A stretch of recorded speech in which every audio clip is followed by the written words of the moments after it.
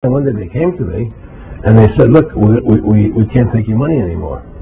I said, why, what's up? What's going on? I said, we have to close your club. There's elections coming, and the aldermen in the neighborhood don't want you open anymore. So we can't take your money. So I had to go to court and fight them, and they were trying to close the club. And then one night there was a fire, and the club never reopened again. The club just closed, and that was the end of the club. And they burned me down.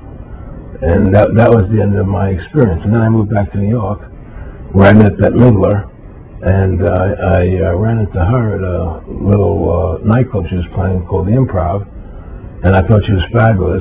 And through a series of events, I began managing her. And as soon as I started managing her, her career took off like a rocket. You know, just fortuitous, I guess. And we became very, very successful. And through managing Bette, I started producing shows on Broadway where I won the Tony.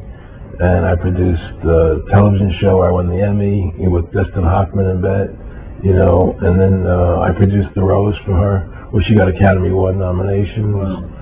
And then that led me to producing Trading Places, which everybody knows. You know. I think it's the best Eddie Murphy movie. Well, it's a good one. I don't know if it's the best, but it's a really good one. And I'm very proud I made that movie.